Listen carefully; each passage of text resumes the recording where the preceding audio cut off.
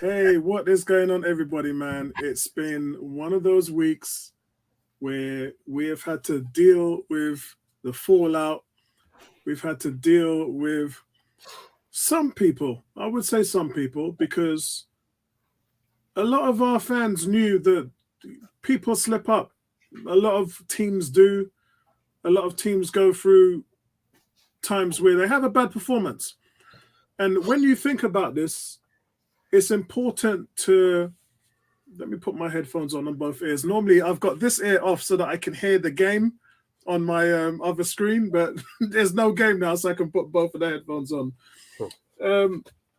Normally, teams react like this if they go through a patch and a series of bad forms. I remember January and February when Spurs was losing all those games and they was getting beaten by Burnley and all them things that was going on there. But I think with Arsenal, it's different because you have a situation with Arsenal where the last time they played this badly was Everton. And even the games that they lost, when you think about it, they lost to Man City and played them off the park. They lost to Everton. Sorry, not Everton. They lost to Liverpool, who I thought Arsenal did really, really well in the first hour of the game. But Liverpool are just, I think they're probably going to go on to win the league. I really do. But Arsenal, when you think about it, the Everton game was last year. We're in April now. We're in April. We're dead in April. So quarter one is gone. Quarter one is gone. We're in April. It's Easter. It's no longer. We're no longer talking about leftover turkey and Christmas presents we ain't opened up. We're talking about Easter now. So the fact that Arsenal have gone that long without playing a bad performance, I think that's pretty good. So I know you guys are always sort of talking to me about calling out the bad people and calling out the rotten eggs and everything. But I just don't think that this is a time to lose our heads. Is there cause for concern? Yes, there is. And we're going to come on to that. But we are still in control of our destiny, guys. And that's what it boils down to. So your feedback, as always, is a pleasure. And I'm here with Vincey. Vincey missed the game over the weekend. He was blessed because he missed the game. He missed all that drama. But he was here in spirit in the chat, as you guys saw, filling up the chat and being objective, as he always is. What was your overall thoughts? Let me give you your overall thoughts about the Crystal Palace game and what you thought about it, and then we can talk about the team lineup and everything. First of all, good evening, family. I just got a big shout out to you for your intro, because I think you've highlighted something that I guess we as fans, we tend to forget the length of time that we last played that bad, and that Everton sticks into mind. But it's like you stop and you think, well, actually, we have been on a good run, but we really did stink up the joint when we played Everton. So, when I look at the Palace game, Palace is my second team. So, whenever Palace, we've been playing each other, it's like, I always look and think, 6 points, but I don't beat up on them too bad. But I've got to say, this is the first time that I've actually looked and thought, you know what, home and away, Palace did a number on us. And fair play to Vieira on both games, because I thought he was unfortunate in the home game where we got the equaliser, and they did a number on us at home. I thought you see, for me, I tend to look at the game from an analytical perspective. Whether we lose, if we play well, we do the basics, you get the results. If you don't do the basics, then the result's going to show exactly what's going to happen. And for me, I kind of was looking at the game, just waiting to see what Arteta's going to do to make changes, because we really stunk up the joint. We didn't start well, and yeah, it was just interesting for me just watching the game just to see how long it will take to make the changes and to see whether the changes will counteract what Vieira was doing. So yeah, Already guys are in the chat. Yeah. I don't want to. I don't want to give too much away from what we're going to talk about. But yeah, that's how I kind of watch the games. Yes, I want Arsenal to win 3 points, but I also look at it from a player's perspective as I used to play football and actually think, okay, if things aren't working, what's going to be done to change their fortunes? And so it's hard to, because nothing was working. I mean, they were flat, and as I said, they haven't looked that way in such a long time. Sometimes it's hard to do this. Yes, I know they're the youngest team in the league, and I always take that into perspective. And you look at a team like Liverpool, and you can even talk about the current champions, Manchester City, where every game they're just on it. Every game, like, to get that mental fortitude into your spirit for the whole team, every single player on the team, that's hard to do, man. Like, very few managers can get that out of their team, because me being a manager myself, you know, at work, I know what it's like when you're managing a team of 10 people. Sometimes, you know, I always say to my staff, if I've got to motivate you to get out of bed in the morning, then you're in the wrong job. And the reason why I say that is because while I'm there to give you the motivation to do your job and the encouragement and all of that stuff, I expect that from you every single day. Now, I know that there's going to be days where you're going to have problems, but that's what I'm there for. I'm there to put an arm around your shoulder. I'm there to support you. I'm there to coach you. As a manager, that's all I can do. But it rests on your shoulders. Yeah. If you need me to motivate you to get up to compete, then you're not the right person for my team.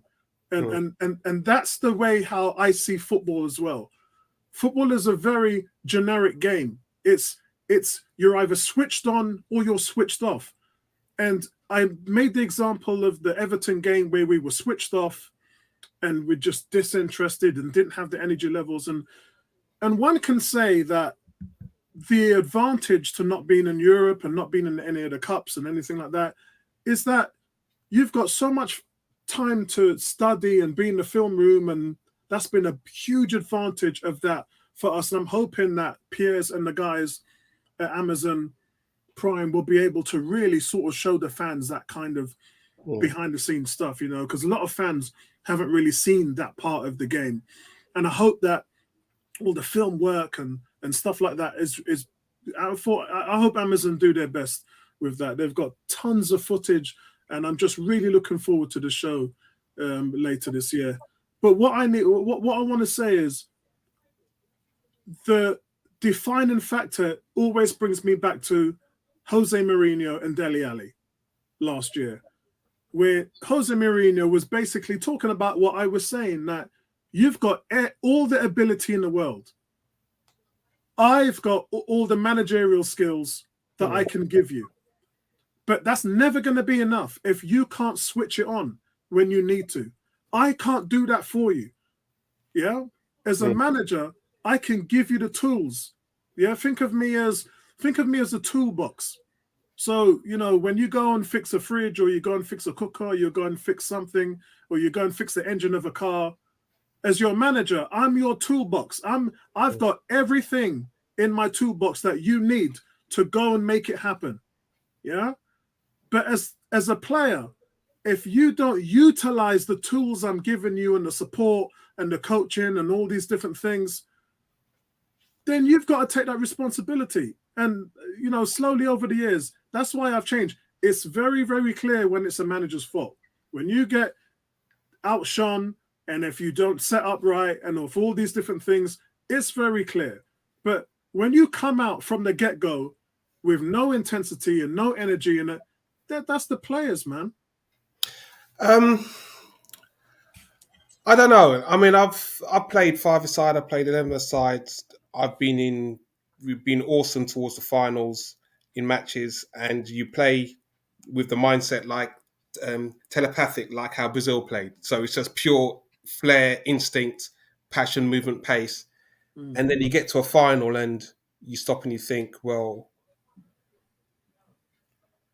80% of the players aren't performing in the final for no reason. You stop and you think you should start the game. You're wondering why we're not performing.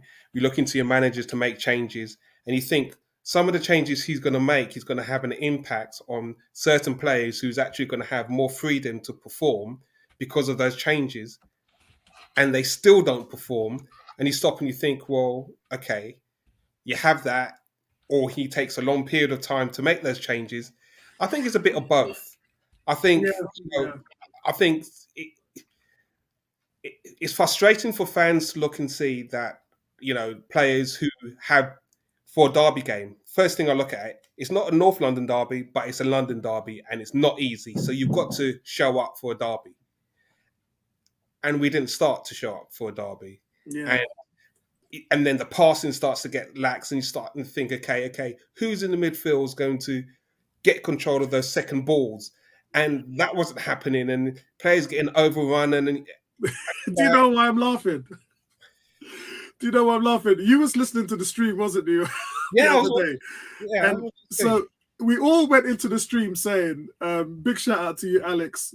Big shout out to yes, all of you guys. Arsene Wenger, Kuke, G18. I'll read your comments out in a minute, guys.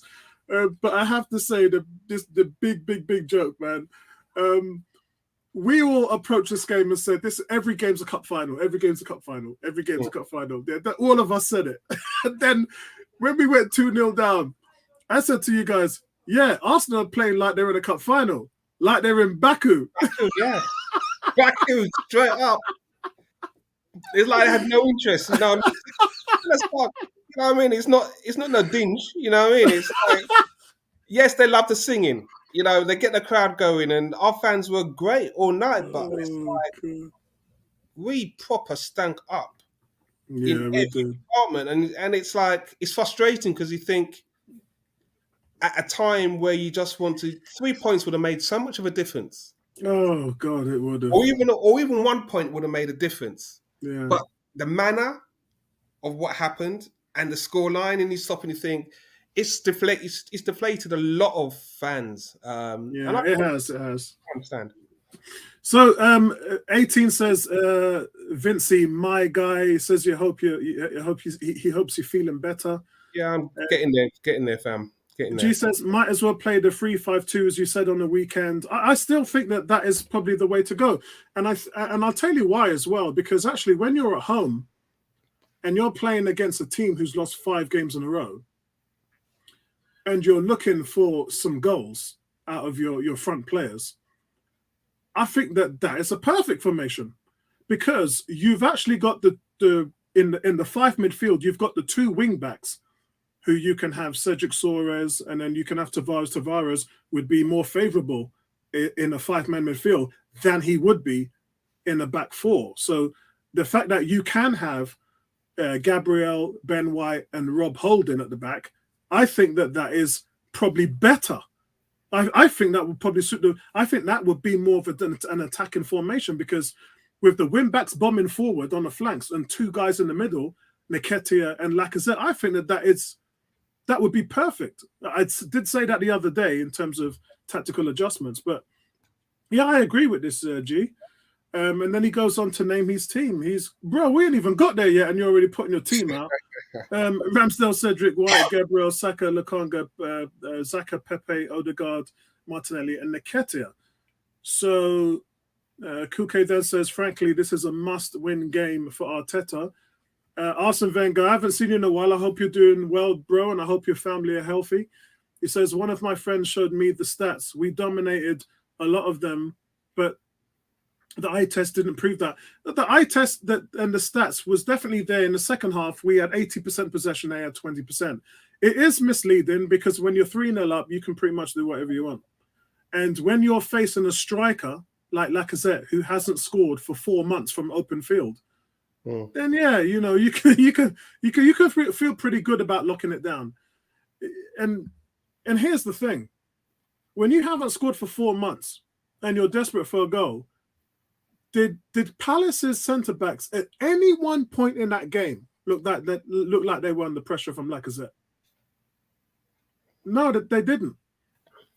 I mean, you'd expect a striker to, when you don't score, you get frustrated and you start taking it out. Sometimes when we see a guy blast it over the net, you say, yeah, he did that in frustration. We're not even seeing frustration from Lacazette. It would be nice if he had a shot out of desperation and frustration. That would feed back to us what he's feeling. What he's feeling is what we're feeling. But we're feeling this frustration, and it's almost like his body language is just like, I mean, the only good thing I saw him do in that entire 90 minutes was console Gabriel for giving the second goal away. I think the problem we've got with Lacazette is we've seen.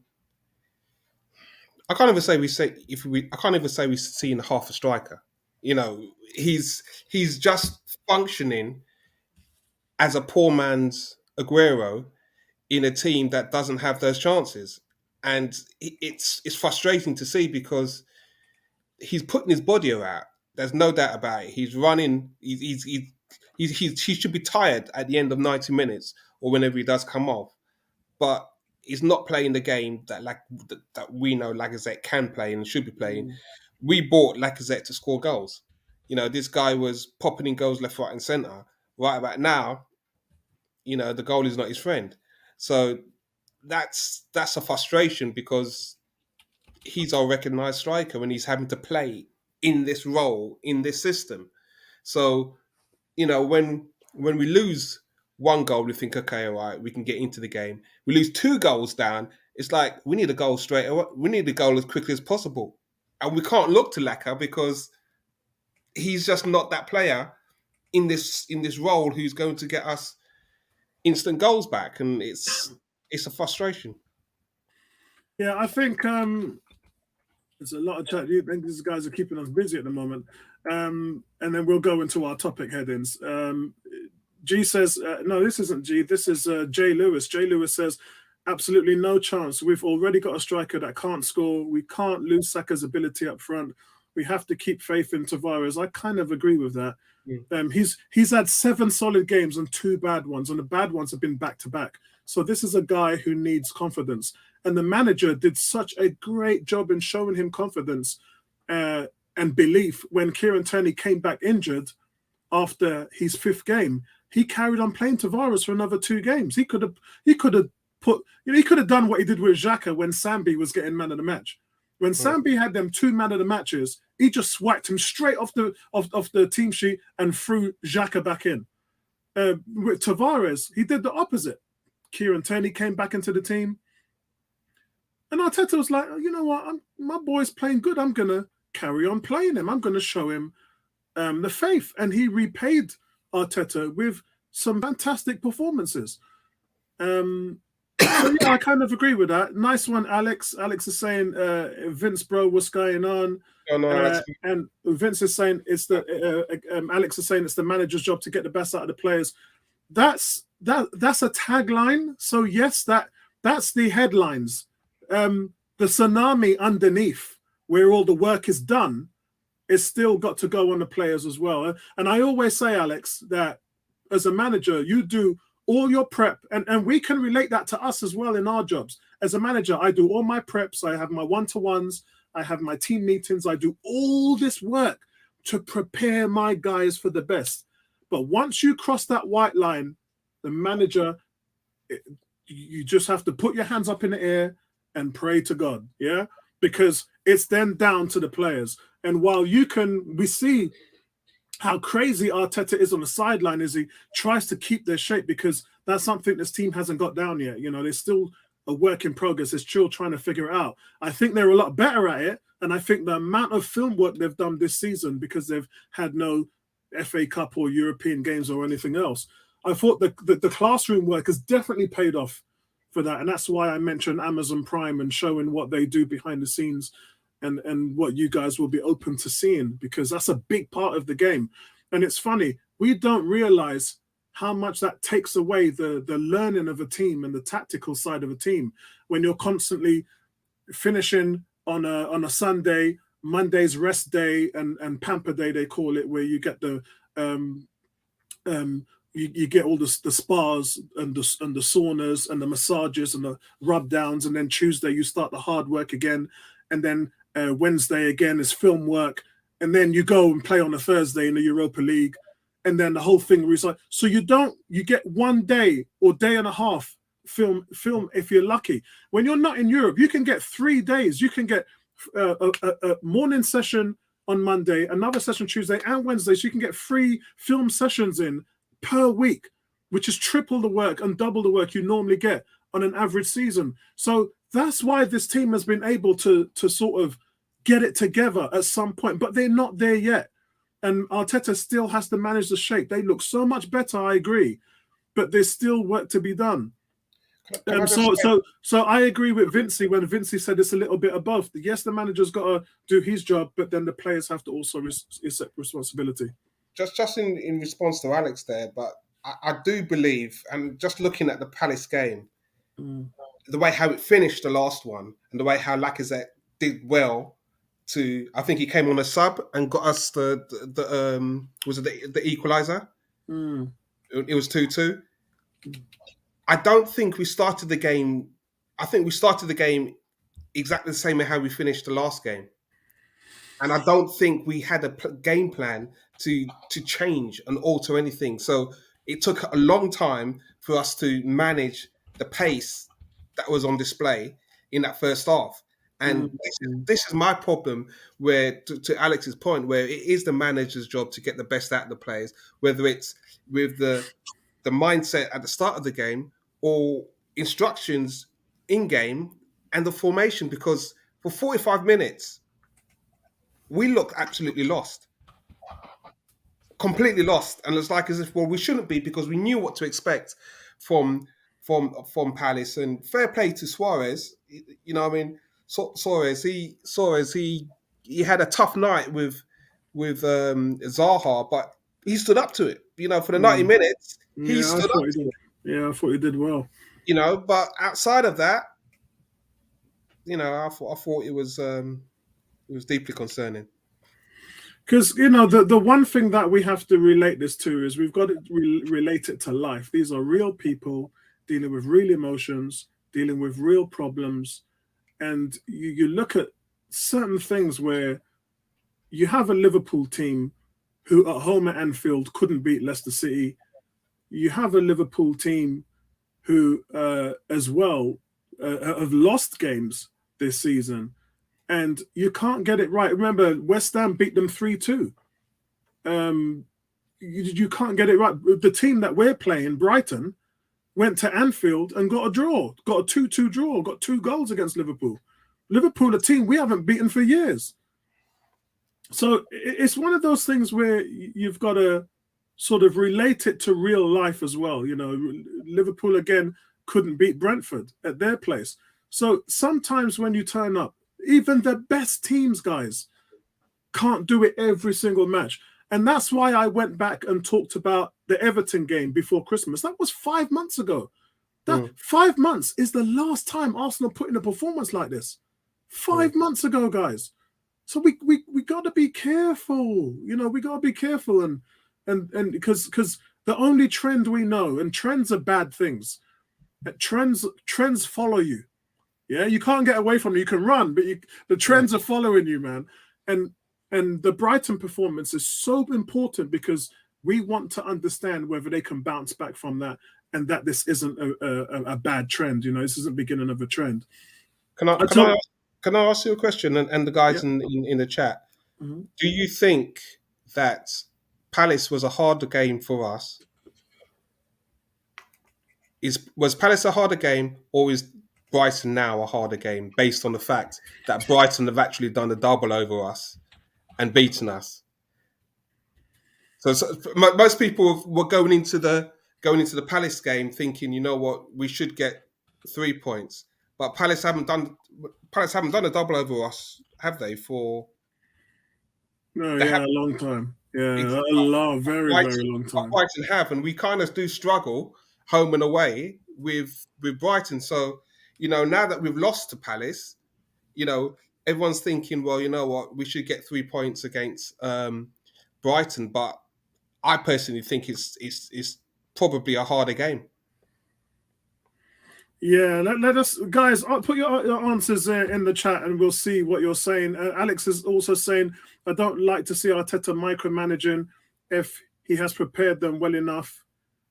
It's just the nature of the beast. I mean, when you get yourself into a position like Pep and Klopp, where you've been managing the same team for 5-6 years, then no, then I 100% agree with you, Alex. We don't want to see that.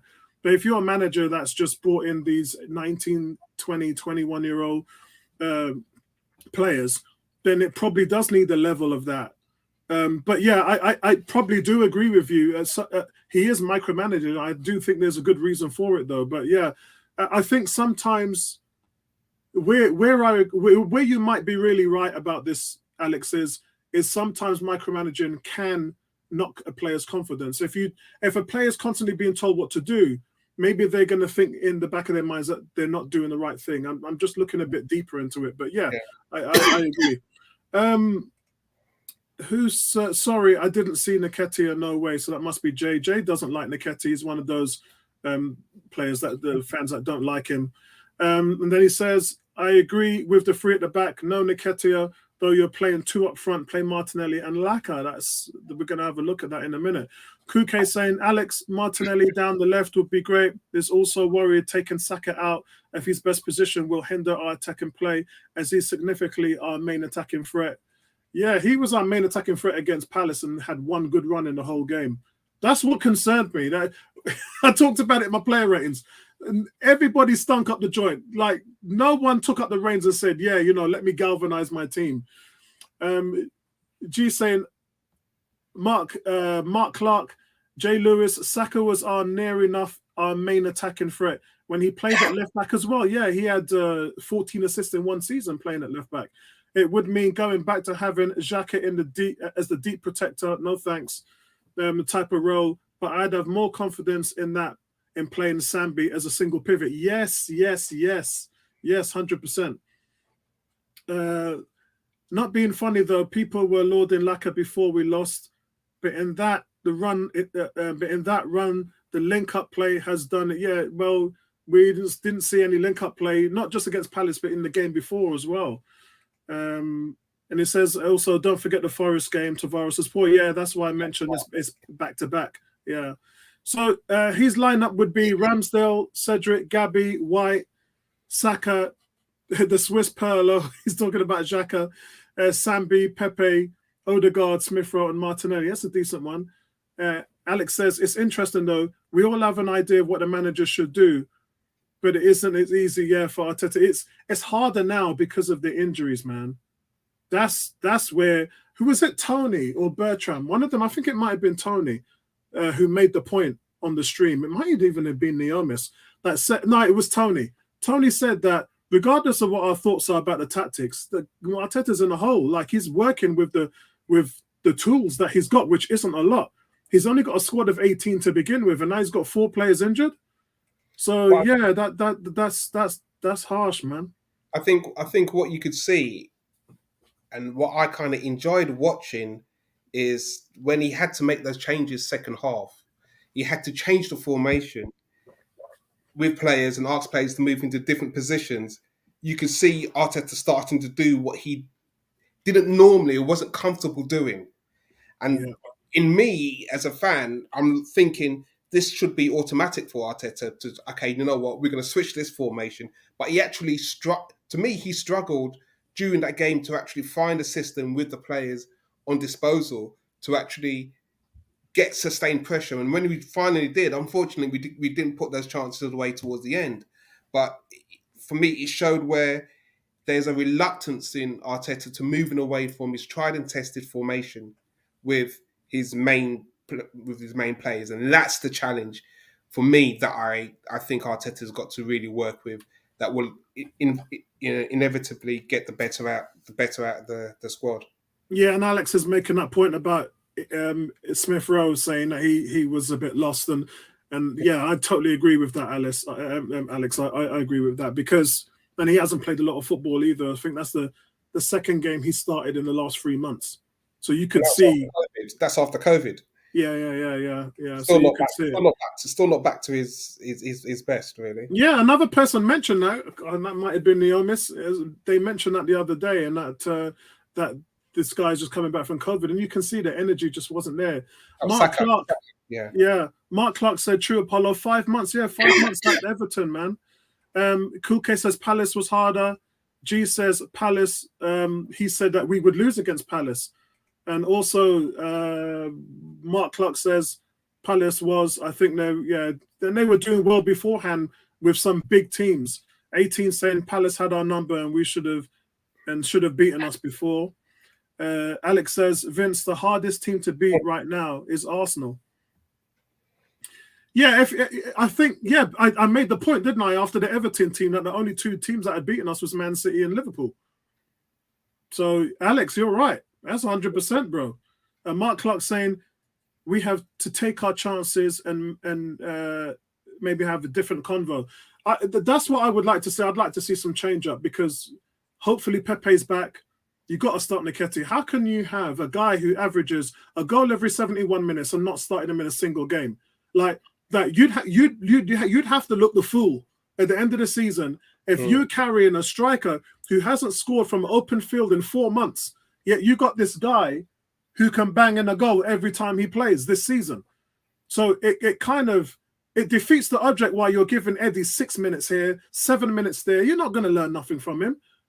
Look how he came on and infused the game. He did it before when we were playing Burnley when him and Pepe came on and won the game for us. So it's like, what do you have to do? He's already not signed a contract because you're not playing him. He's already told you that. He said to you, bro, you've offered me 3 contracts. I ain't signing nothing because you don't have no faith in me, so I'm out of here. He's already told you that with his body language, with the fact that he hasn't signed a contract. You've let him down. You've let Nketiah down because you've not given him the chance. And so even in our darkest hours right now, where you've got a striker who's not performing for you, you still ain't giving this guy the keys to the car? I mean, come on, man.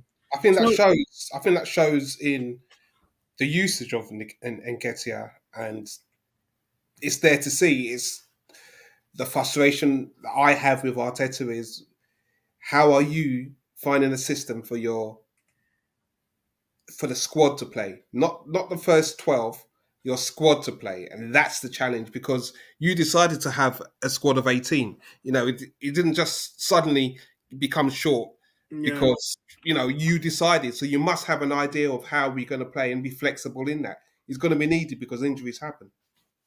So let me just get the banner up so we can talk about the game now. So news from the game, guys. Kieran Tierney, as everybody knows, will require surgery on a knee injury and will not play again this season.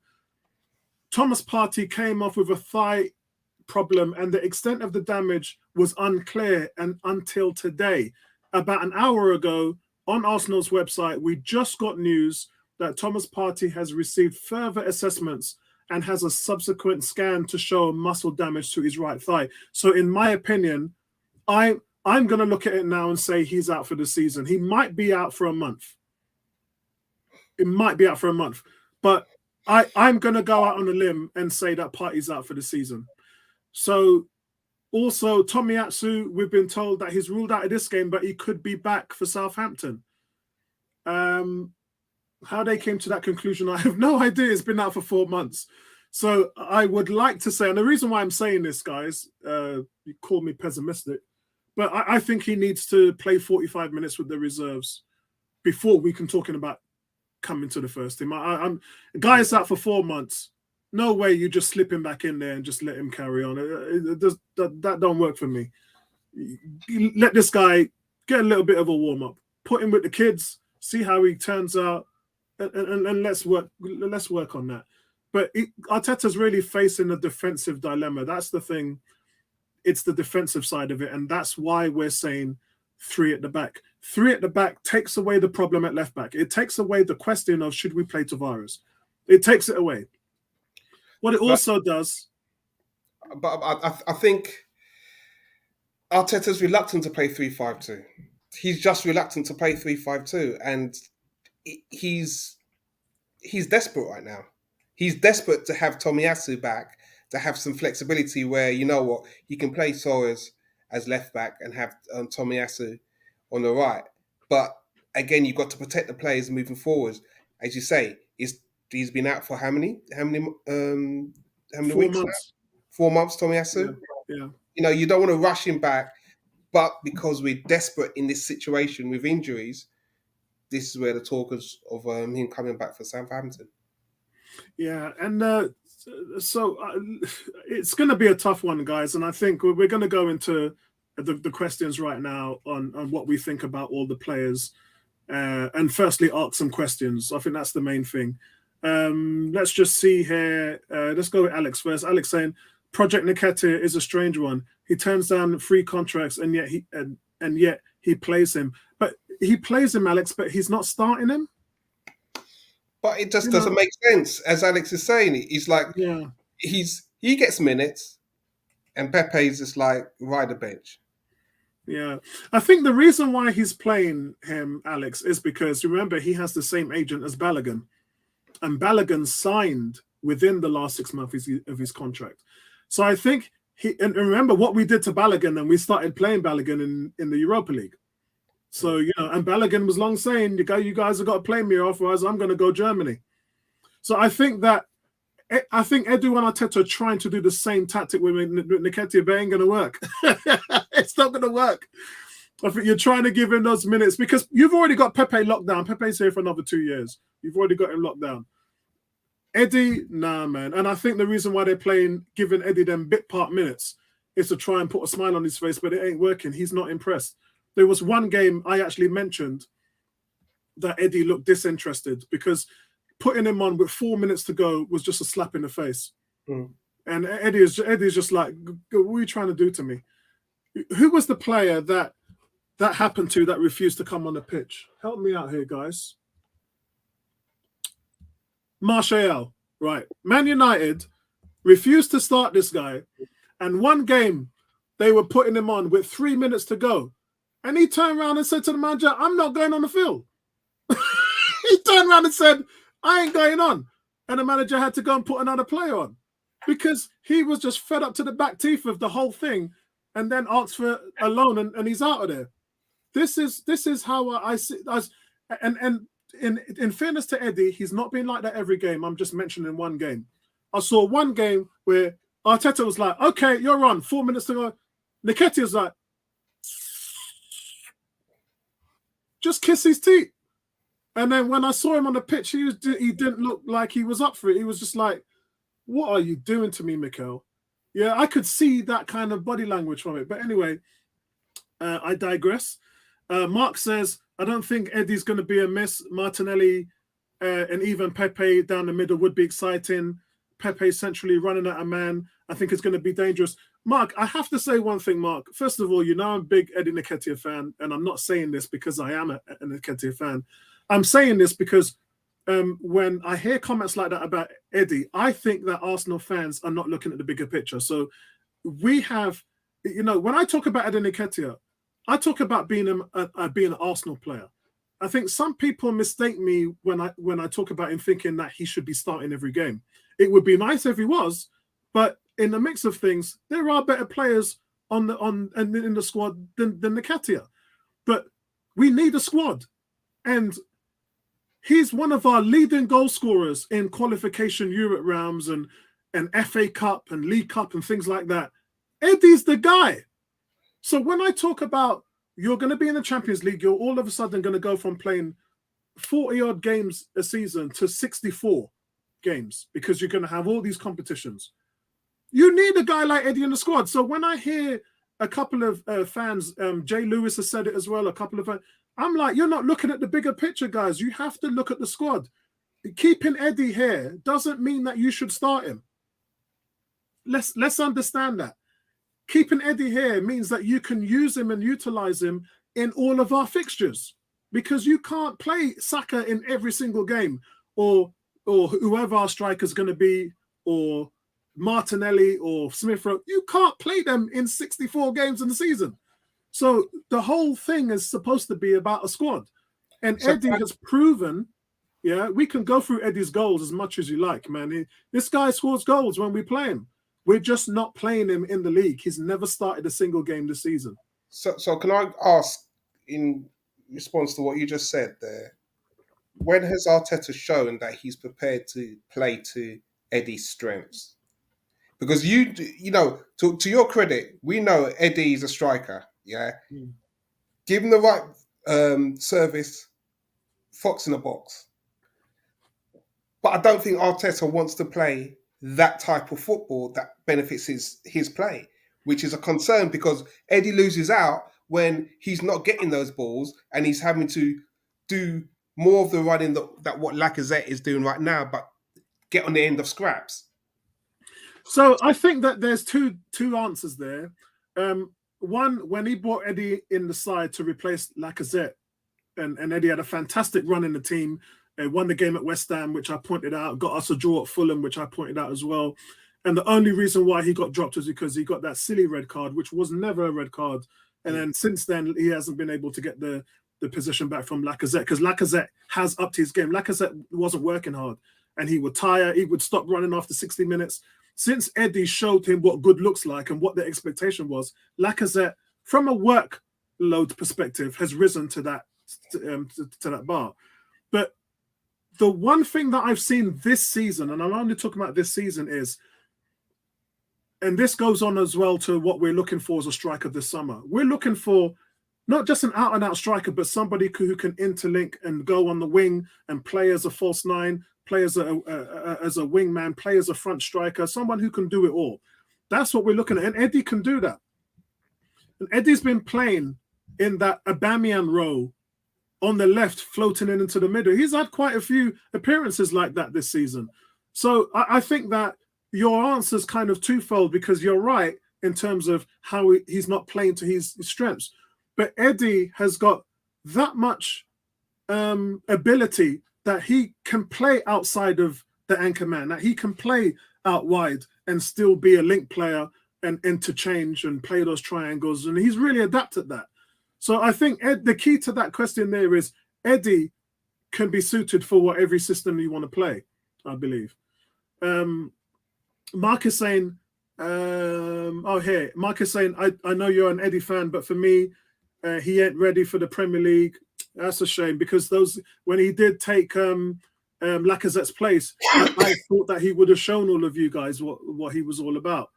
And he says, sorry, Paulo, I don't yeah, that's fair, bro. We're all here to give our opinions. That's why you're here. That's why the tag says have your say at the top of the forum, because we want to hear what you guys have got to say about the team.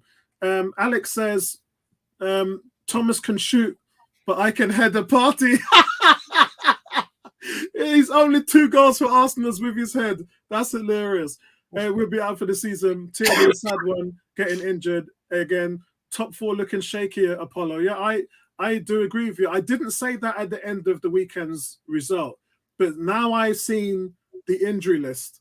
I am concerned with top 4. I really am, because it's starting to go against us at the moment. Now, African Gooner, how are you, bro?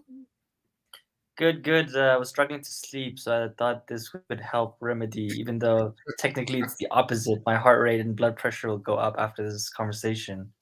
I hear you. I'm still hurting from Monday, to be honest. Yeah, it hurts. I think the room for mistakes and errors just gotten smaller. And as you said, with the injury crisis that we have now, I'm really regretting the January transfer window and not signing anyone. And it's funny because, like, I mean, you know, I felt that way during the window, especially in the last few days, and then we were winning and doing so well, so you kind of forget it, and you're just like, you can't really say much because you're doing the job. And now we're back into a situation where it's like, actually, hang on, we saw this coming. We weren't gonna go the whole rest of the season without any injuries. Like, it was bound to happen. And specifically to Partey, who's just been getting injured since he came to Arsenal. I mean, no injuries in your entire career, and then you move to Arsenal and you have, like, this is the 3rd injury. And yeah, I mean, they haven't given a timeline, right? But still, for me, pretty much, it's still the last maybe 1 or 2 games where it's not even going to be important enough. I mean, it's not going to be in the pivotal games against Chelsea, against Man U, and Spurs. And I would even say against a West Ham game for me, I think is also going to be a tough game. So it's not only those 3 games; it's also the West Ham game for me. And also, let's not forget the Everton game on the last day of the season. If they're fighting for relegation and it's close, and they need to survive, that's going to be a tough game too. You know, Richarlison is a good player. I rate that guy. So, yeah. But guys, look, it's not over. Tottenham go to Villa tomorrow. I think Villa are gonna surprise everybody. But you know, if they don't, then you lot can all attack me next week. And they've got to go to Anfield. I didn't want to sweat it. Now we're sweating it till the last day. Yeah, we are. No, I wanted it to be comfortable. But guys, listen, Spurs are not going to win every game from now to the end of the season, guys. Yeah, it's but just not going. The problem with Spurs is they know how to score. Yeah, yes, they can concede, but when they score, they can score plenty. Absolutely. You know, that's and it's not only about Spurs. For me, it's more on Arsenal. Like I keep repeating, like I am 26 years old. I've watched this team for a good 20 years now, and every single match, I've never missed a match in my life that I can remember. I know Arsenal. I know we're going to drop more points. Like we're not going to win all the rest of our games either. I can see us easily lose against Chelsea, United, and Spurs. And I'm not saying this in a bad way. I don't want this to happen, obviously. I love my club. I want us to win, but I'm also like realistic, and I'm also scarred. Like those scars don't just go away. Yeah, I know. It's the scars. It's the scars. Been closed up, but like just like on Monday, they just slowly start to open. And you knew it was going to happen. All the Xhaka red cards, all the David Luiz penalty, Mustafi, Andre Santo, everything starts leaking out, and it's traumatizing. So yeah, I just hope we do the job. For me personally, I play Saka left back. So here's my perspective why. I think we play Pepe at right wing. He can do, if he's not as good as Saka, I'll say that, but he can do as much damage. And I'm also looking longer term. I want us to increase his value because right now he has no value. If we play him and he helps us make top 4, I think Arteta doesn't rate him. So this summer we can maybe recoup like another 5 to 10 million extra on what his price tag is right now. And I would be happy with that as long as he does the jobs. I'd try it out against Brighton because we should be winning that game easily. See how it goes, and then when Tomiyasu's back, then maybe we can play Cedric at left back and then remove Pepe again and put Saka. But yeah, I mean for me, we were talking about what's his name? Jeez, the guy at left back. Tavares. Yeah, I mean, look, he you were right, Apollo. He had that run in where Arteta didn't take him out, right? He played him because he deserved it. He was playing well, and like Tierney was fit, and it wasn't like Xhaka just came back into the team for Lokonga. Like Tavares kept his spot for 2 to 3 games, and I don't know what's happened to this guy since we kind of destroyed his confidence when we removed him in the first half of that League Cup. It was the League Cup or FA Cup game. I think it was FA Cup game against Nottingham. I think, I mean, pretty much he doesn't look like the same player at all. Maybe we switch to a 3 at the back because that suits him, so he doesn't have to defend as much. Yeah, that's what I said to Vinci, because what that does, you have to remember, Avakuna, what that does is it makes us more of an attacking outfit at home. Yeah, because you flooded the midfield, and then you have 2 main strikers, and one of the strikers, Nketiah, will sit on that 6-yard line and wait for anything to cross it. He'll jump on anything in that 6-yard box. And if anything comes along, he'll be the first on it. So we'll have actually more chances to score because you can't depend on Lacazette getting on the end of anything in the box. We just can't. Can I just ask, is El Nene, is he fit? Yeah, I just saw him in the training video. Okay. He was the first person there. And I was just like, I know what you're doing. I know what you do. I ain't dumb. I know exactly what's going on here.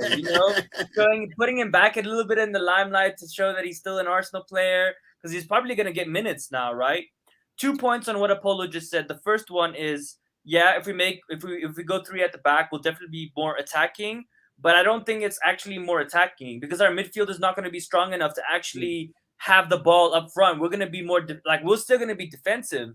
Because we're going to have El Neni and Lokonga or Xhaka or whatever the pairing is, it's weak, right? Partey is no longer in there. He isn't holding holding the fort for us and getting that ball to Odegaard, right? So for me, yes, maybe it might work, but I'm still hesitant. And let's remember was it on Monday, right before the game, or even in our chat on our Facebook chat, I told you I feared us not scoring because it's been a common theme. Like we go in patches where Odegaard, Martinelli, Smith Rowe, Saka are scoring, and then we go through patches where we can't score to save our lives. It's funny because I really think and that's because goal. You're putting too much pressure on your wide men to score goals. Yeah, we can't penetrate through the middle. We're always looking to go, and we don't have a Giroud header. And Lacazette, I mean, there were some crosses in there where he's not even like contending, like he's nowhere to be seen, and it's just like that's what I'm saying. I'm just like, I'm done with it. So, guys, before we go into the team sheet, let's look at Brighton's last 6 games. So we've got a 0-0 draw here at home with Norwich. Another home game here. You've got a 2-0 loss to Spurs. You've got another home game here. So it's 3 home games in a row where they haven't even scored a goal. They get beaten 2-0 by Liverpool, which is, there's nothing to be ashamed about. They played well in that game. Yeah. I thought so. And then you go away from home against the resurgent Newcastle, who, by the way, died against Spurs, and I have no idea what that was all about. I'm embarrassed because of that. I thought they were going to put up a better fight than that. But they do score a goal. And then they're back at home. They're back at home and lose 2-0 on a day before my birthday, 26th of February. They lose 2-0 to Aston Villa. And then at home again, they lose 3-0 to Burnley. So, guys, in their last 5 home games, they haven't even scored a goal. Yeah, but Apollo, any stats like this with any longevity, when it's Arsenal, that's when it ends. It's classic. It's classic.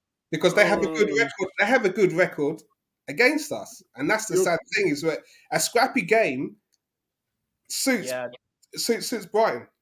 Absolutely, I agree. You guys are bringing out the scars, man. You guys are bringing out. Also, I want to thank Alex. Alex has donated £1 into the kitty. I appreciate that, bro. Thank you very much for that.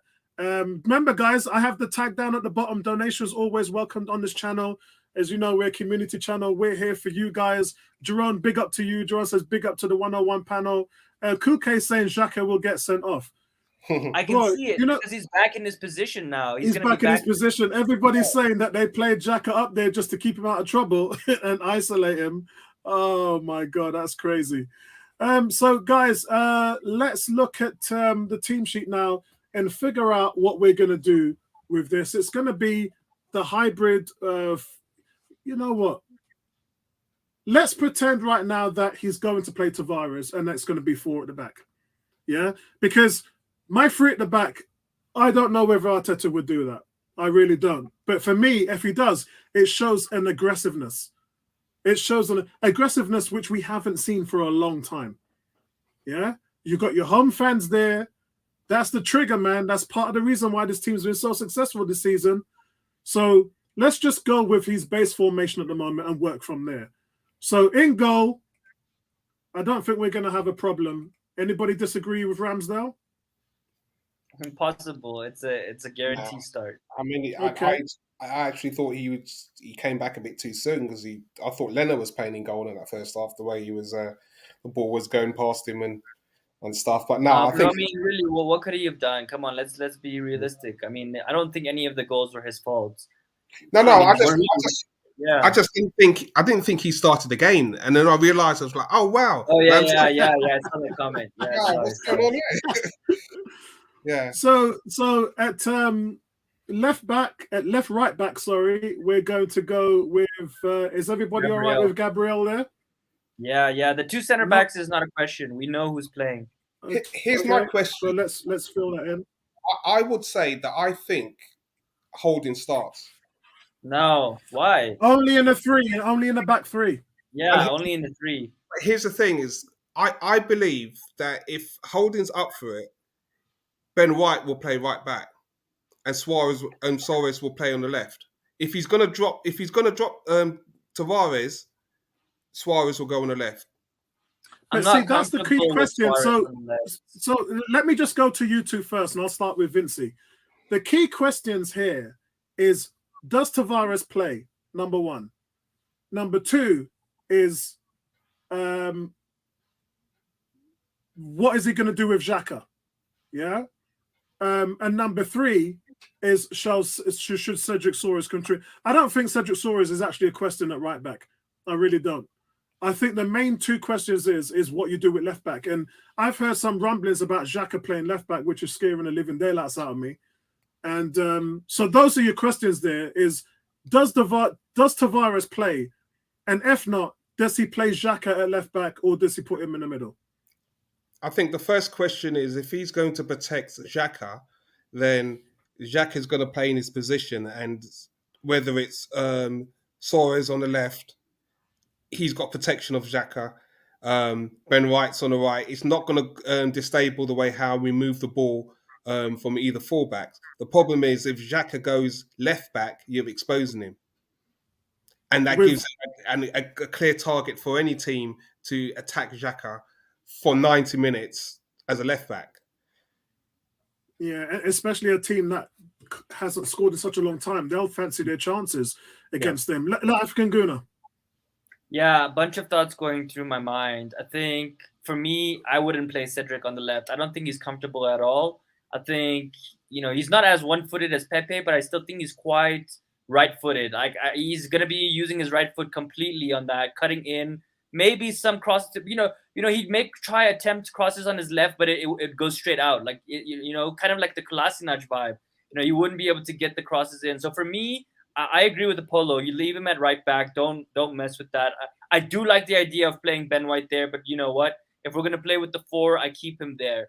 You know my thoughts on Xhaka. If it was my team, my choice, I drop him. I don't even play him.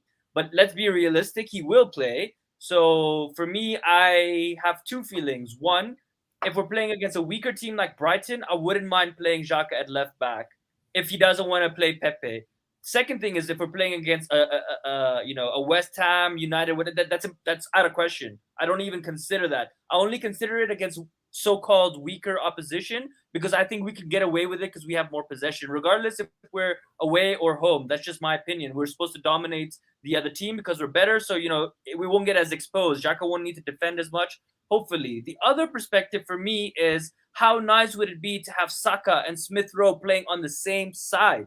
I mean, as an Arsenal fan, and we sing about Saka and Emile Smith Rowe, that would be beautiful to see. And think about the combination and the work rate. I mean, we know Saka can do it, right? And for me, it's common sense. I mean, Saka is a utility player like Chamberlain, like a lot of Arsenal players that we've had before. Show his value. Put him in that left back position and reiterate to the world, the footballing world, of how good this kid is. Because I don't have a doubt that he's going to play amazing. I mean, you know what I mean? It's just he is going to do a job and at a great level. So for me, I take that chance. I play him there so that we play Pepe on the right, and we have Cedric and Pepe who play well together because Cedric overlaps Pepe, as we've said many times on this forum. And then we see the combination play between Saka and Smith Rowe. And then you play Martinelli up front and you drop Laka. I mean, that's beautiful for me, especially against Brighton. You can just test it out. And I play Xhaka and Lokonga. To be honest, I'd even play El Neni and Lokonga, but we know Xhaka plays. So Xhaka and Lokonga. I keep El Neni out. You know what? That's a good shout. And that was probably if I was managing, I would say, Saka, can you do a job for us at left back again? We need you. And he'll do it. Yeah, of course. Yeah. And he'll do it because people have to understand that doesn't take anything away from his game. He will still be a threat on the overlap and running into the box. The difference is he'll get back and defend as well. He's had a whole season there doing that. And Apollo, remember, Arteta can tweak the tactics. So what will happen is Xhaka will cover Saka a lot of the times, and that will be Xhaka's role, is to cover that left back role. And maybe Odegaard would have to come more in, but Saka will have the freedom to go up. So guys, do we all agree with that? Because if we do, I'm going to pen him in. I like that. I think it works well on both flanks because, as African Guna says, Pepe works well with Soares. and Saka can work very well with Martinelli on that left hand side. So it's good balance. Left hand side is Smith Rowe, not Martinelli. Martinelli goes up top. Oh, you're gonna put striker role. Yeah. I dropped Lacazette after last game, dude. How many chances are we gonna give this guy? Honestly, he scored only 4 goals this entire season, 2 of them from penalties. I mean, I would drop Laka. It's just I dropped him too. So guys, listen. That's our first controversial call of the day, and actually, it's not a bad one. So we all agree that Cedric Soares on the right, Ben White in the middle, Gabriel in the middle, and Bukayo Saka at left back. Everybody agrees with that, yeah? Yeah. Okay. Guys in the chat, let me know if that's something that you would do. If are you signed up to that? If not, what would be your back four? Would you play Tavares? Would you put him in such an important game where Arsenal has to win, coming off 2 very, very bad games from him? Let me know what your thoughts are in the chat section below. And let's go to the midfield now. So midfield pairing. Who do you guys think should go in the midfield? Is it going to be who do we want, or who does Arteta play? I would like El Nene and Sambi in there myself personally. Yeah, me too personally. But I think he's going to go with Xhaka. I think he's going to Xhaka and El Nene is going to start. I think. Really? I agree as well. I agree. I think he relies on El Nene a lot as well. Yeah. I'd like to see Lokonga get a chance again because he was even good when he just came on Monday for 20 minutes. Yeah, he was solid. He prefers the experience. His team doesn't have much experience, right? So I think he will play El Nene. Really? As a goodbye gift. I'm a big fan of Sambi, but I just don't think Arteta. Oh my God! I just don't think he's up for it. I'm shocked. So my question is, why didn't he play El Nene on the back end of the last game? Why did he play Sambi? Sambi surely is the next. I can answer that easily because we needed a goal, and Lokonga's more attacking than El Nene. That's just my perspective. I think he thought that Lokonga could probably drive more than El Nene because El Nene's more of a conservative player. He doesn't have that burst of speed, obviously, because Lokonga's younger. And Lokonga can pass players. That's one of the scouting aspects that we saw in Lokonga is that he can beat a player. He's very direct. He moves forward, whereas El Nene is more a sideways or backwards player. So when you're chasing a game 3-0, you play Lokonga, in my opinion. I might be wrong. That's just how I see it. Yeah, we at that point, it was 2. I think it was 2-0 at the time. We were chasing. So we could have still got something. The next goal, I think I made a comment in the chat, the next goal wins. And, it ended up being Palace, but we could have got a goal and it could have been something else different. I mean, we had chances. Smith Rowe, Lacazette had chances. Eddie hit the post. It was a good shot. If that went in, the game could have changed completely. And Odegaard completely scuffed his chance as well. Yeah. I'm struggling to move on from this one, guys, because El Nene has started 1 game this season, and that was against Chelsea when everybody had COVID and we had 9 players out injured. And Sambi has started like 8-9 games. I would play Sambi, but you got to think about the way Arteta thinks, and that's I think he plays El Nene to be safe, and if we need a goal, he brings on. We don't have that much on the bench, right? So he brings on maybe one attacking player, maybe Lacazette, right? If Lacazette's on the bench, and then he'll bring in Lokonga just to add a little more, dynamism if we need to win the game. But so you're gonna choose a player so you're gonna take a guy who's played 1 game in the COVID crisis against one who's started 9 games. I just want to get that clear. But that's what Arteta's done this season. You got to stop and think. You got to stop and think. It's not about Sambi. For me, should be playing more games in midfield, and he hasn't. But he has. I mean, we just said he started 9 games. Yeah, but look at the start. At the start of the season, a lot of the go-to games, El Nene started, didn't he? Yeah, but that's because nobody was here. Sambi was here though. Sambi was here. Sambi was sitting on the bench, and he wasn't getting games until Partey was out injured, and then Sambi came on. But El Nene, because I think he was trying to.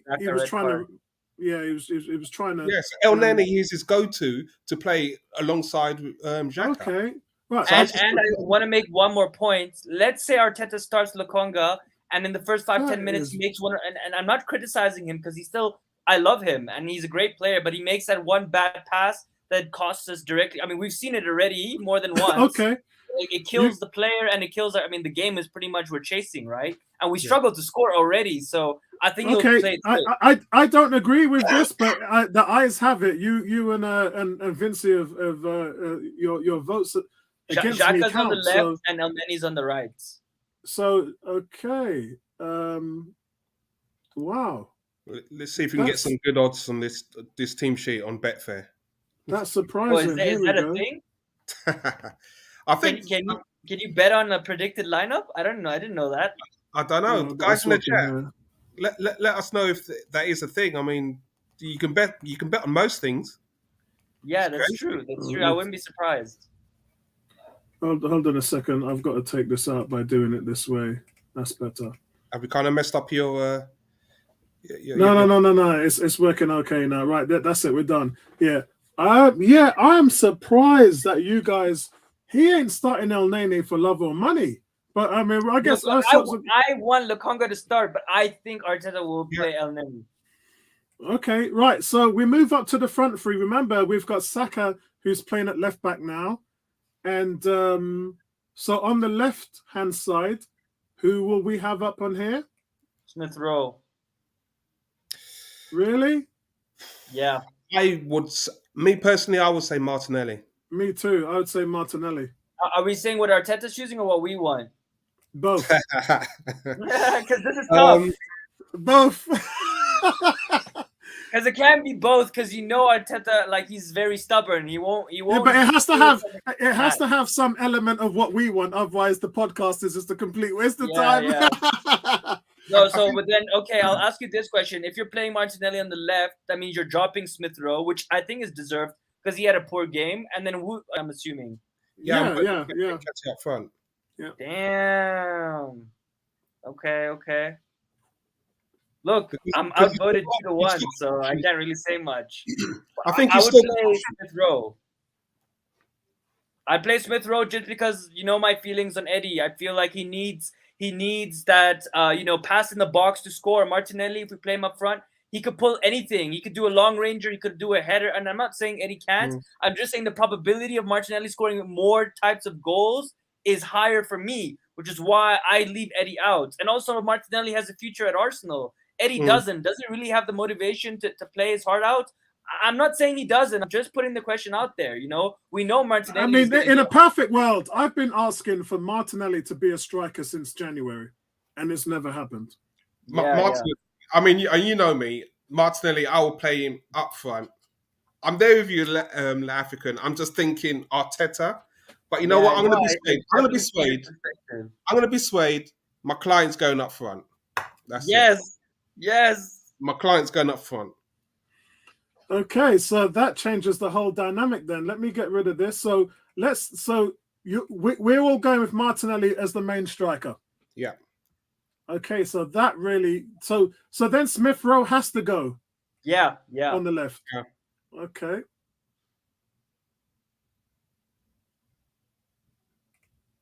Okay.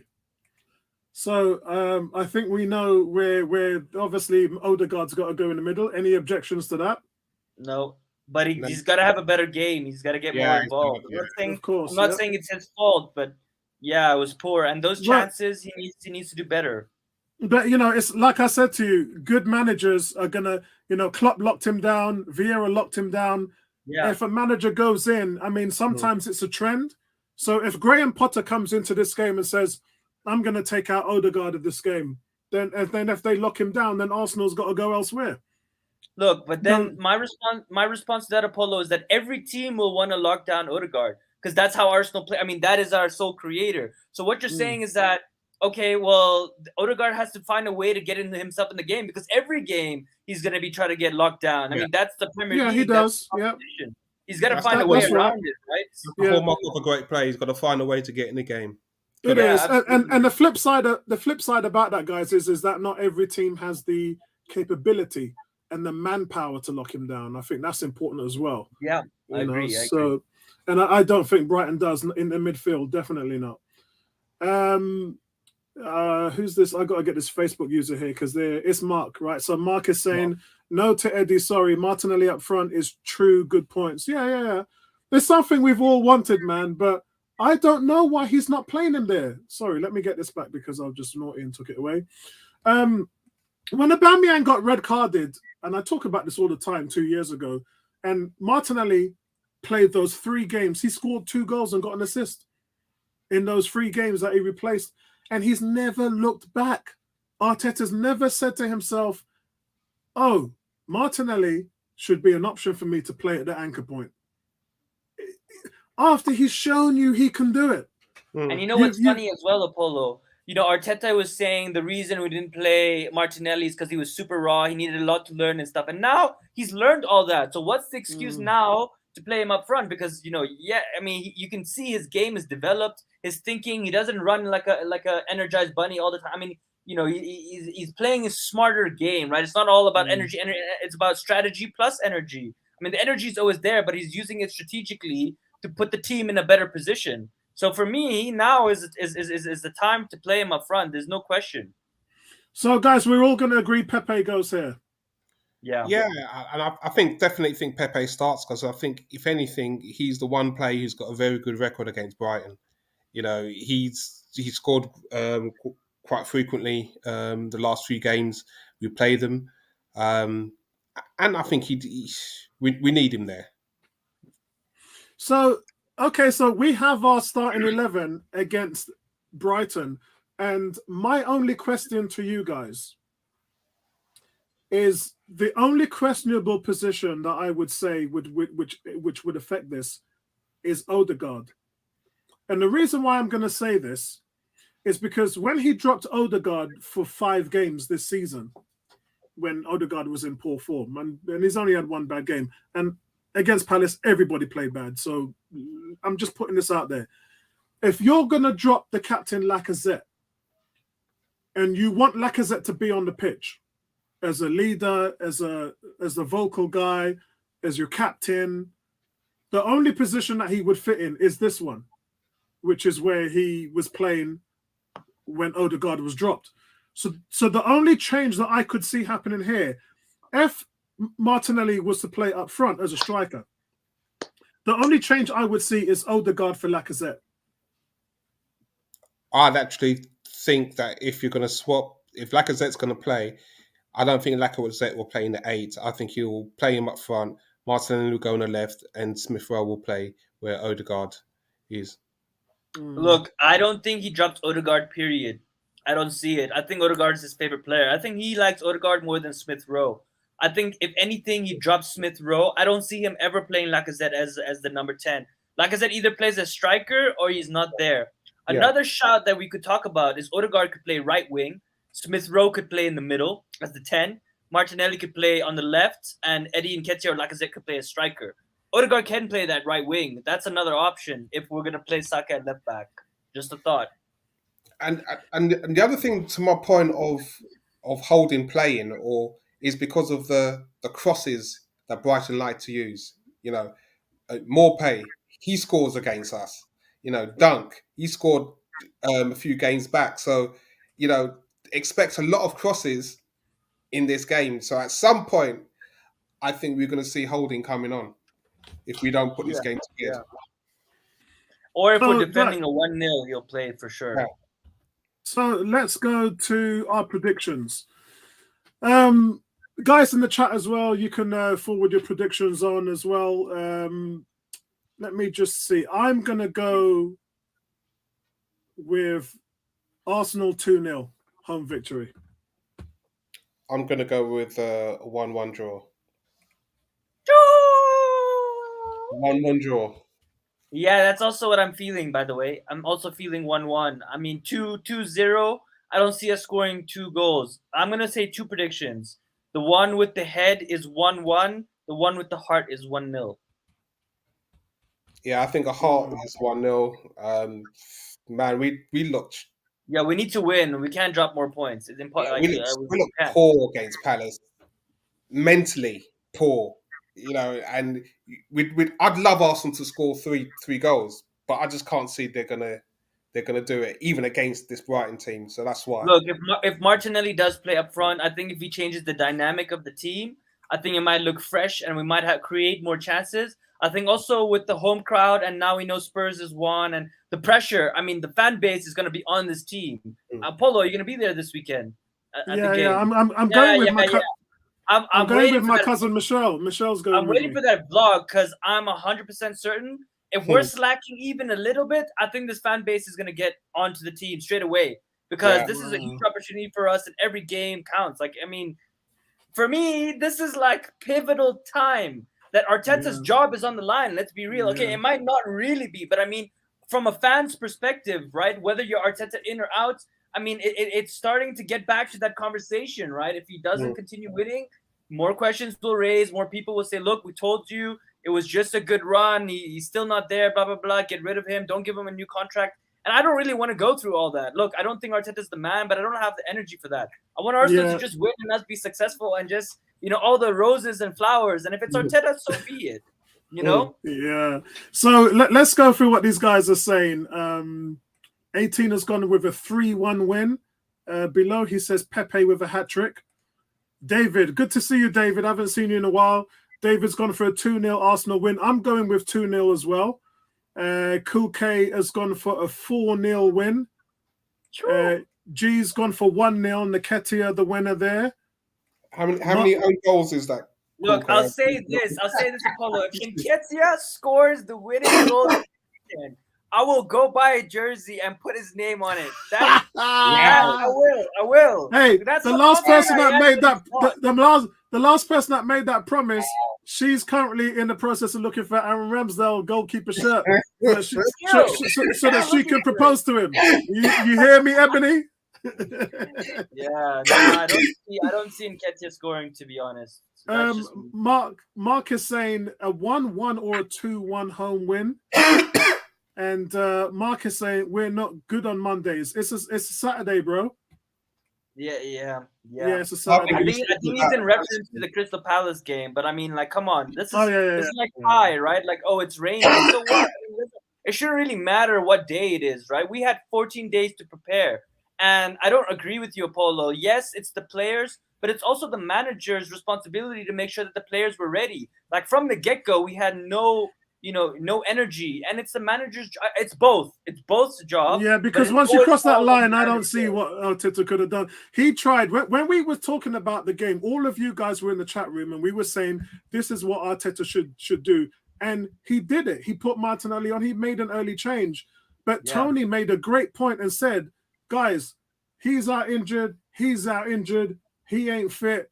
Is what Arteta did in that game was damage limitations. He ain't got a lot to work with. Then we started all throwing Edu under the bus for January's transfer. So it's just like it's one thing leading on to another. At the end of the day, if the players came out with the right mentality, that Mamba mentality, then we wouldn't be in that position. Look, I made this observation. Did it look on Monday night like anybody felt like their position was threatened? Because it didn't look like that to me. And I think if that was the case, I think we wouldn't have had the lack of motivation. I mean, that is just I haven't seen this team play so lackluster at all because I think the manager's been so hard on them, right? That they don't have a choice. And it felt like he's relaxed, and so they didn't feel threatened or there's any consequences for not putting in 110%. Yeah, the first 12 kind of pick themselves, and that's my frustration because when we're in a situation when we have injuries or lack of form, you've got players sitting on the bench and one mistake by them, they get benched. And that affects their confidence. So, guys, let's talk about, first of all, you guys in the chat. And let's say big up to Richard. Richard7 says, ambition, gents. 11 is surely aching to Tuchel claiming Chelsea have no chance against Real Madrid. Are you playing mind games too? Yeah, there's a little bit of that, I would say. It's a little bit of tongue-in-cheek. But let's see what you guys in the chat are saying. The poll's out on the YouTube channel right now. If you haven't found the link for the polls, just go onto my YouTube channel and slide where it says community, and that has all the polls listed on it. But they should show up on your YouTube anyway once you're subscribed. And I asked you guys, And I said, after losing against Palace, are we going to finish 4th? 45% of you said, yes, we will. 38% no, with those injuries, we are cooked. And I love the way how I put the word in here on these polls. Cool. You guys know I have a lot of fun with this. Like, African Gooner used to help me with some of the polls, but I'm running out of ideas with you lot, man. And only 17% said it's too early to choose. Spurs will still drop points too. So good to see the faith is still with the 101 community. That's good to see. The second question is, can't even give a choice for the best player on the pitch in our 3-0 loss to Palace. They were all bad. So the question is, who replaces Lacazette against Brighton should he be dropped? And I think we got our answer, because we all agreed on this panel tonight that Martinelli should be the main striker, and 51% of you guys agreed. 25% said leave Lacazette in there. Are you guys glutton for punishment or what? Wow. I mean, I agree with this order. I would leave Lacazette in there above Nketiah, and I already told you that. So I kind of agree with this order. Martinelli first. If not Martinelli, leave Lacazette. If not Lacazette, I'd play Nketiah before Pepe. Pepe would also be my last choice as center forward. Yeah, that's a weird one. The community agrees. The community. I know. Yeah, they do. I pose a question in regards to this second poll. Does that put to bed that the false 9 in Arteta's mind does not suit this squad? I think we won't know that until we see what type of players are brought in the summer, because everybody is out there thinking that we're going to get this big centre forward and blah, blah, blah, blah, blah. And my issue is, I was the one that said, don't buy Maddison. Go and get 3 players. Go and get yourself a Ramsdale, a Tommy Atsu. I didn't know that they were getting them at the time. And an Odegaard. And those 3 players seem to be a better choice than just going out there and buying James Maddison. So today in the forums, there's a big question about Declan Rice, and I said the same thing. I said, why spend 80 million on Declan Rice when we could get Tielemans for 25 million and then go and spend the next 55 million on bringing in a Warren and then getting another striker, getting a Jonathan David or somebody like that. So it stands to reason that when you're in Arsenal's position, you've got 25-man roster, right? We've only got 18 players, and we're going to lose another 4. So we're going to be down of emotions from the academy. There is, but the fact is that if we took the team that we have now and went into the summer, we've only got 14 players, which means we would need 11 to go out there and fill the roster. And we want to spend 80 million on Declan Rice. Sorry, man, but the maths don't work out, guys. No, but Declan Rice would never choose Arsenal over all the options as well, if we're being honest. I mean, I don't see it. But whether he would or he wouldn't, why would you go and blow all of that? You can buy 3 players with that. Yeah, agreed. Yeah? It makes sense. Liverpool bought Firmino, Salah, and Mane with 90 million. Why would you spend? Why if you got no strikers? Eddie's gone. Lacazette's out of contract. You got no strikers. You got one guy, Balogun, who's going to be probably loaned out again, perhaps. So he's still 19, so he'll be 20 next season. You're going to have one striker who's barely played for this team, who's still in his learning curve, to lead the line in Europe. No, not happening. No, man. I think he's even going to struggle for game time, to be honest. Once we buy the strikers, I think he'll only play maybe League Cup, FA Cup, but not that much. And what about Pepe? Because what I'm saying, sell. Arteta's gonna sell him. I don't think he's gonna keep him. You can tell. I mean, it's obvious. He might be sold because he wants to play as well. It's silly, isn't it? What's happening with him? Does he? Because he makes 140K a week. I mean, he's sitting pretty. He's having 2 kids now since he's been at Arsenal. I mean, he's living life. Outside of the pitch. Yeah, I mean, anybody would think he'd work on his game, but he's out there having kids, man, and man's putting in work. David saying Balogun. David saying Balogun will prove you wrong. I hope he does, Yeah, I hope he does. I remember when I said to you guys last season that we need someone with the goal. That we need someone with the goal finishing. Did my chair just go down? Why did that happen? Yeah, it did. Right, hold on. There's an Andy Cole in Balogun. You know that from now. But bro, that's Nketiah for me, Yeah. man. That's the Andy Yeah. Cole, the Dwight York. That's Nketiah. No, Look, I believe in Balogun. Just got to give him time. Yeah, for me, I also believe in Balogun. For me, the only thing with Balogun is he definitely has all the talent, has all the attributes. He just needs the game time. He needs the experience, and we can't give that to him because we can't risk it, right? He needs to get it somewhere else until he's ready made, and then he can come. Kind of like Saliba. Like, look, he's ready made now. He needs to come back into this team for me, man. I mean, so many questions this summer, man. So many questions this summer. Sleep. We better not be seeing any pictures of Edu barbecuing and having cheese and wine. Like, nah, dude. Like, honestly, he has a lot of work to do. Mark, listen, big shout out to you, Mark. Mark's been the main man in the forum tonight, man. A big shout out to you, Mark Clark on 101, man. The thing is, what I do like about Mark is obviously ex-player, does coaching as well, but he can, it's seeing certain attributes in players. Balogun just has that natural. He knows where the goal is. He may not be the fox in the box like how Nketiah just those flicks and stuff, but you know what? The all-round, some of the goals that Andy Cole used to score, put him anywhere around the 18-yard box. Balogun is better than Nketiah. Have you seen some of the skills that Balogun does against kids? Like, he destroys kids on the wing. Well, you know what? Up there. You know what? I'm going to side with Tony Cox on this one. Tammy Abrahams is better than all of them. Oh yeah. And you know what? And Arsenal fans laughed at the pros. They laughed. They're like, Tammy, who? Get out of here! I would have bought Tammy. Yeah, me too. I wouldn't have at the time, but now I regret it. But I also want to point out that maybe it's because it's Roma. Maybe it's because it's Italy, and that's why it's finding it easier to do it there.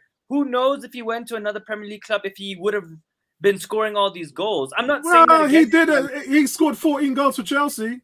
Yeah, but I mean, in half a season, mind you, in half a season, they dropped. Chelsea were impatient. They didn't want to build on. They had a player. Yeah, but he also wasn't. I mean, he was fluffing chances and stuff. I mean, the fans didn't really want. Like, they needed a superstar. And so they got Timo Werner, who replaced him and did nothing. See, and that's the thing. And Havertz as well is not that. I mean, he's okay. He's average. David says, Apollo, remember Smith Rowe before going on loan? He didn't look great. He did look great. Who was the person who was talking up Smith Rowe for the last 3 years? It was me. And me too. Yeah. So since we could all see it, boy. Yeah. The only one that I missed slightly was Saka, because I saw Saka at Boreham Wood playing for the youth teams, and I thought, he's a shifty old player. But what it was is I rated, at the time, Reece Nelson was more of a polished player. Yeah. So I was pushing Reece Nelson. Reece Nelson was my guy. And I thought, Saka, if he could get a run, he might be all right. But it all happens when you get promoted to the first team. That's where you got to make it count. And in all intended purposes, Reece Nelson he's not taking his chances. I have to say that. I've got to put my hands up. He hasn't pushed his ceiling higher. He reached the ceiling, he got promoted, and then he didn't push through it. Like Chamberlain as well. I feel like there was so much potential with Chamberlain, and he just didn't push through that roof and create new highs. This is just static. And I think Maitland-Niles as well. Both of them, Reece Nelson, Maitland-Niles, I'm sorry, bye-bye. We got to move on from these players, recycle, get new players, give new players a chance, and let those guys go. Look, Apollo, how many times did I tell you, look, Joe Willock, bro, he's doing nothing in Newcastle. He isn't that great of a player. Newcastle. Well, yeah, I mean, that's not all of his fault, though, is it? I mean, you don't buy a number.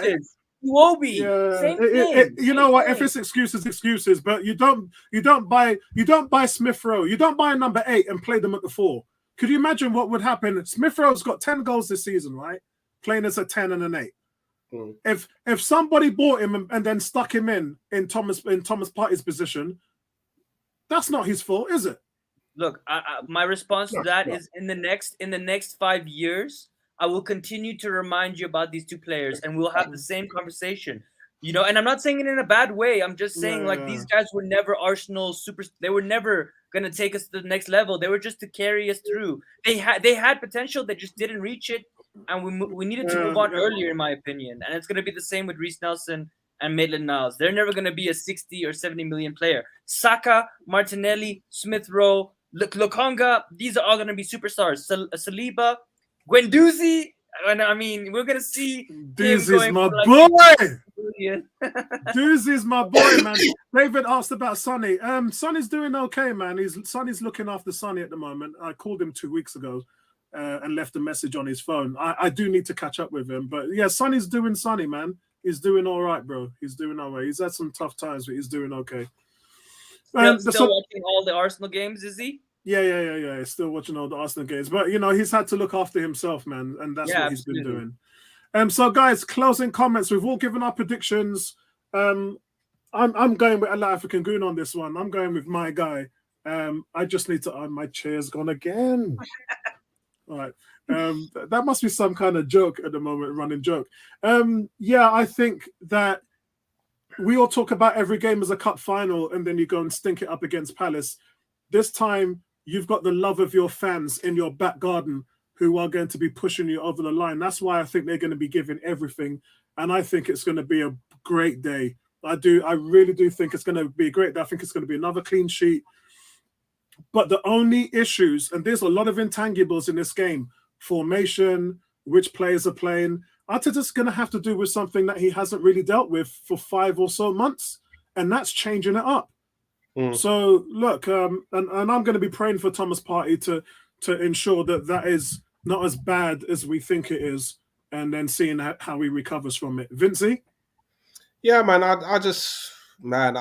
don't think we're going to be as bad as we were against Palace. It's not going to be an easy game. I'd love Pepe to just remind us of how bad he is. I mean, that will just lift. I think we need a lift as fans, and I think Pepe and Martinelli could definitely do that for us. So yeah, I'm confident, but still 1-1. I'll be happy with the 1-1. No, how are you saying you're gonna be happy with the 1-1? No, I'm not accepting that. No, I'm serious. We can't be happy with the draw. We're not happy unless we get 3 points. No, serious. I'm not letting you get away with that. Now, the reason why I say I'll be happy with it because we were that bad at Palace. Doesn't matter. It doesn't matter. Like, we cannot drop any points. I want 3 points every game for the rest. Not even for the rest of the season. Every game that my team plays, I want 3 points. That's the minimum standard. Me, when I'm managing my health, I've got to manage my health and my mind when I think about Arsenal. Yeah. We can't just switch on like that. It's just this team is just. Couple of points. The first one is this season, Arsenal has surprised me. A lot of times, historically, when we think that we're going to drop points, this season we haven't. And Crystal Palace was one of the first games where I think we did. We lost points when we felt like we probably should have won that game. And that's been the change in Arsenal and the culture that I've seen this season. However, I do believe that the fans really are going to get onto this team because there's no choice. We can't drop any points, and we're playing first this weekend. I mean, we're playing Saturday, right? So, there's no excuses. We got to put the pressure back on Tottenham. I think they might draw. I don't think they'll lose against Aston Villa. I think they probably will win because Harry Kane and Son, too good. And those 2 loan players they got from Juventus, they're doing a job way better than any loan we've been getting with Ceballos and all these other guys. I mean, those guys are actually making an impact on their team. And I mean, I've watched them, and they're pretty good. So for me, my closing comments would be look, Martinelli and Pepe, those are the 2 shining lights for me. Those 2 players give me any confidence of scoring. I still feel like we're going to struggle to create chances if Odegaard is marked out of the game. I have a fear that maybe Xhaka will make some stupid mistakes. My advice to Arteta is don't be stubborn. Take the risk. If you take the risk and we win, you're going to be, you're going to get the plaudits. And if you don't make the changes and we don't win, you're going to get a huge amount of criticism for not changing it. Maybe true. Maybe putting Saka at left back is too drastic for him. I think it is. I don't see him doing it. I would love to see it, but I don't see him doing it. It's too risky for him. I mean, right now he's the best left back in this thin squad. And I agree. And that's the way. But I think he doesn't like Pepe. So for whatever reason. But I agree with you, Vincey. Pepe, for me, he's that, like, when you look at the bench, you're like, yeah, okay, we need a goal. Martinelli, if he's starting, then it's Pepe. Bring Pepe on. Get some dynamism. Get some, like, attack. Put them on the back foot. I think Odegaard is super important because we're going to have to break them down. They're going to just sit back, and Odegaard's going to have to find those pockets of space. He's going to have to make those Ozil passes. He's going to have to raise his game. I can't believe he missed the goal the other day as well. Mark says, Mark says, I enjoyed being here tonight. Longest I've ever stayed. Just because you should make it more often. Remember, Mark, we're here because of you guys, man. Yeah, we're here because of you guys. G says, great stream. Apollo, Vinci, and Ifran. Kuke says, I definitely like us to move Gabby up top, but I just don't think Smith Rowe has done enough recently when he started. I agree. That's a really good point. But we don't have a choice, Kuke. Like, we're not spoiled for options. Put Nketiah on the left. Fling him on the left. G says fixtures following this are Southampton, Chelsea, United, and West Ham. Thanks for bringing the realism back to us. I think we'll beat Chelsea. I don't have any worries about Chelsea. I think we'll beat them. That's the game in hand, isn't it? Yeah, I think we'll beat them. That's the game in hand. We got be realistic, Gooners. Vinci is correct. We stunk out Palace and lost players. David says Arsenal don't know how to manage their young players. Their young players got into the fourth place, into the battle for a Champions League spot, which none of our veteran players, Emery's team or Wenger's team, even did. So I think our young players, David, deserve a lot of credit. G said Mark Tavares was playing well when we had Tommy forming a back three in possession. Tommy Atsu's first game has returned to Chelsea based on the latest update. Oh. No, that's not what I heard. I heard that they're saying he's going to be back for Southampton. So for the next 2 games, we need an alternative plan. Kez, what's going on, Kez? We missed you tonight, bro. Kez says there have been games last season we would have lost, and there have been some games I have been surprised by losing to Man United and Everton. Their form was poor prior to us playing them. True. I mean, that was at a time when we were still trying to figure it out. He says, I don't think he doesn't like Pepe. I think Pepe is just too unpredictable for how he wants to play. Yep, agreed. David said he ruined Iwobi and Willock. We got 65 million for those 2 players. So I don't think he ruined them. I think that... I expect more from Iwobi. Yeah. We got 65. One of our 2 highest sales. I mean, that's what I'm saying. If we ruined them, we wouldn't have got no money for those players. Mark says, Vinci Apollo, I do want to get one. I do want to get on one. Yeah, you can come, bro. Yeah, the invitation's always open, man. Yeah, I think Mark will be good, man. He's got a good brain. Yeah, the invitation, Mark, is always open to everybody, man. So that's it from us, guys. 10:40 now in the UK. Ifran, what's the time there in South Africa? 11:40. We have 1 hour difference now. All right, it's back to 1 hour, so it's not too bad.